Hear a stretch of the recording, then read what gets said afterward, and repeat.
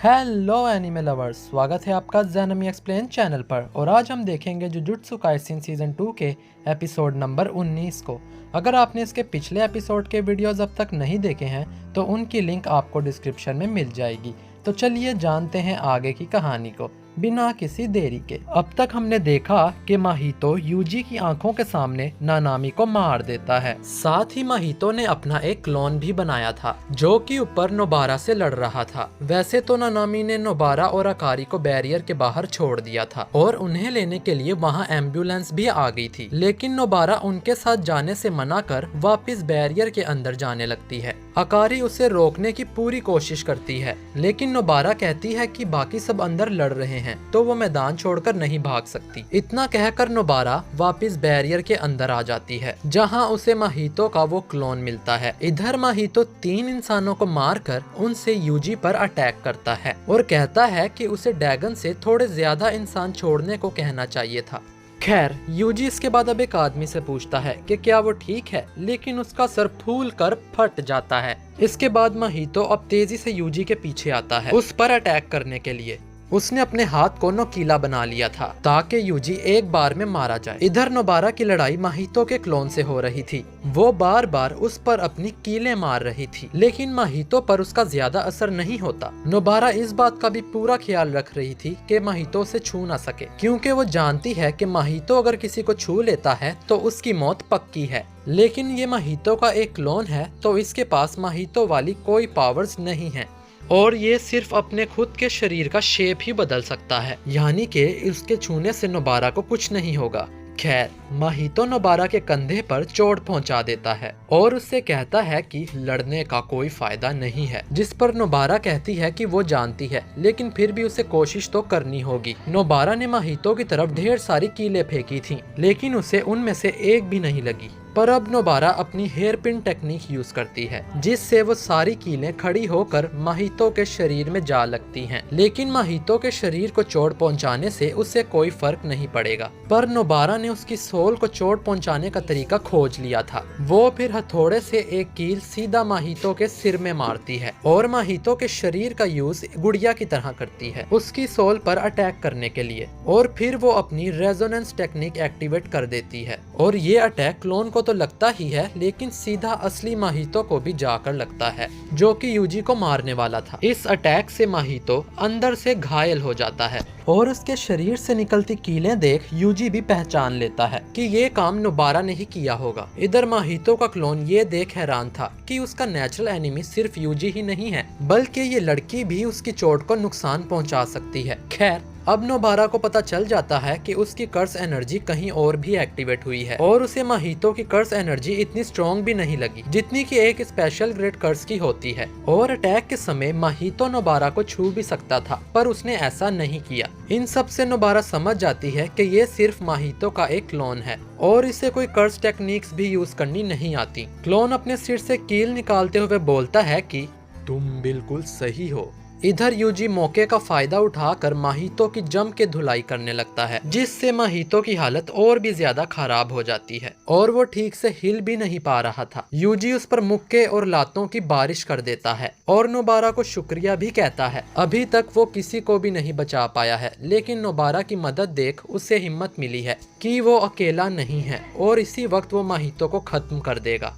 इधर नोबारा फिर से वही अटैक करने को तैयार हो जाती है और माहितो को लड़ने के लिए ललकारती है, लेकिन माहितो का क्लोन दुम दबा के यहाँ से भागने लगता है। नोबारा भी उसका पीछा करने लगती है क्योंकि वो उसे खत्म करे बिना नहीं छोड़ सकती। ये क्लोन स्टेशन के अंदर भी जा रहा था। इधर यूजी ने भी माहितो को मार ही दिया था, लेकिन वो अपने शरीर के छोटे छोटे टुकड़े कर लेता है जो कि इधर उधर भागने लगते हैं। यूजी को समझ नहीं आता कि इनमें से असली वाला कौन सा है। उससे एक क्लोन में सबसे ज्यादा कर्स एनर्जी दिखती है तो वो उसी पर अटैक करता है, लेकिन ये भी माहितो की एक चाल थी और वो अपने शरीर को जोड़कर वहां से भागने लगता है। सामने से माहितो का क्लोन भी भागते हुए आता है और अब जाकर यूजी को पता चलता है कि माहितो ने अपना एक क्लोन भी बनाया था। यूजी को लगता है कि ये अब आपस में जुड़ने वाले हैं ताकि माहितो खुद को हील कर सके, लेकिन वो ऐसा नहीं करते और अब असली वाला माहितो नोबारा की तरफ जा रहा था। ये देख यूजी चिल्ला कर तुरंत नोबारा को वहाँ से भागने को बोलता है, लेकिन तब तक काफी देर हो गई थी। असली वाला माहितो नोबारा के चेहरे को छू लेता है। यूजी माहितो के क्लोन को एक ही मुक्के में मार देता है और भागते हुए नोबारा के पास आता है। माहितो ये देखने के लिए रुकता है कि नोबारा एक बार छूने से मरती है कि नहीं, क्योंकि नानामी से हुई पहली लड़ाई में उसे एक बार छूने से नानामी नहीं मरा था। नोबारा अब अपने चेहरे पर हाथ रखती है और उसे अब अपना बचपन याद आने लगता है। कहानी अब 2009 में जाती है, जब नोबारा सिर्फ 6 साल की थी और एक छोटे से गाँव में रहती थी। उस समय नोबारा को लगता था कि उसकी गाँव के सभी लोग पागल हैं और सिर्फ वो अकेली समझदार है। फूमी नाम की लड़की अपने परिवार के साथ नोबारा के गांव में रहने आती है और वो यहाँ के प्राइमरी स्कूल में पढ़ने लगती है। पर यहाँ सभी बच्चों के बैग्स ब्लैक या तो फिर रेड कलर के थे। फूमी का बैग ब्लू कलर का था, जिस वजह से कुछ शैतानी बच्चे उसके बैग को ऊंचाई पर रख दिया करते थे। लेकिन फिर नोबारा फूमी के पास आकर कहती है कि उन दोनों को अपने बैग्स की अदला बदली कर लेनी चाहिए। इसके बाद नोबारा उन शरारती बच्चों को सबक भी सिखाती है और फूमी को पता चलता है कि नोबारा एक काफी शरारती लड़की है। वो उसी दिन फूमी का बैग वापस भी कर देती है। उसे गांव के लोग काफी पसंद नहीं थे, इसीलिए वो कभी फूमी के घर भी आ जाया करती थी और उसके फादर के साथ वीडियो गेम्स खेलती थी। ऐसे ही दोनों में दोस्ती हो गई। कुछ सालों बाद नोबारा फूमी से कहती है कि उसे एक सीक्रेट बेस मिला है और अब से वो वहीं पर रहेगी। लेकिन फूमी देखती है कि नोबारा जिस सीक्रेट बेस की बात कर रही थी वो किसी का घर है। ये घर साउरी नाम की लड़की का था, जो कि हाल ही में इस विलेज में शिफ्ट हुई थी। साउरी हमेशा घर पर ही रहती थी और इन दोनों का वो हमेशा स्वागत करती थी। साउरी से मिलने के बाद नोबारा बदलने लगी। उसने चिल्लाना बंद कर दिया और वो एक समझदार लड़की की तरह पेश आने लगी। लेकिन गांव के लोगों को साउरी पसंद नहीं थी। वो उसके घर के सामने अक्सर कचरा फेंक दिया करते थे और परेशान भी करते थे, जिससे तंग आकर साउरी वापस टोक्यो चले गई, जिस वजह से नोबारा बहुत जोरों से रोई थी और फूमी ने पहली बार नोबारा को रोते देखा था। कुछ सालों बाद जब नोबारा बड़ी हुई तो वो भी पढ़ाई के लिए टोक्यो जाने लगी। वो वापस कभी इस गांव में लौटकर नहीं आना चाहती थी। फूमी ये देख डिसअपॉइंटेड थी कि उससे बिछड़ने पर नोबारा नहीं रो रही जैसे वो उस दिन रो रही थी। ये सोचकर फूमी चुप ही रहती है, लेकिन नोबारा उससे कहती है कि जब वो अगली बार मिलेंगी तब वो तीनों साथ होंगी।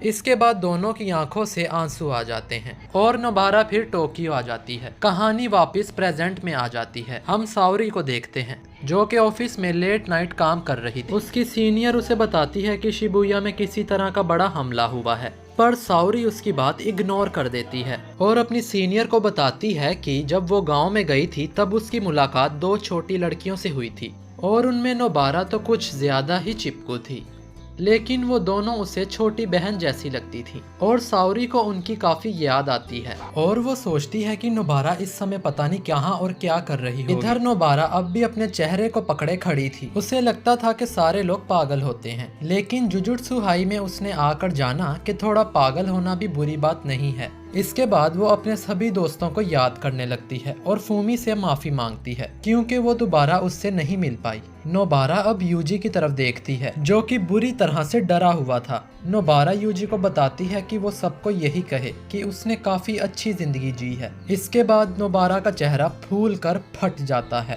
और उसकी एक आंख भी बाहर निकल के गिर जाती है। यूजी बस अपने सामने पड़े नोबारा के शरीर को देखता रह जाता है। यूजी नोबारा को आवाज लगाता है लेकिन उसे कोई जवाब नहीं मिलता और ये एपिसोड यहीं पर खत्म हो जाता है। तो दोस्तों, आज के एपिसोड में एनिमेशन तो काफी अच्छा था, बाकी शायद हमने नोबारा को भी खो दिया है।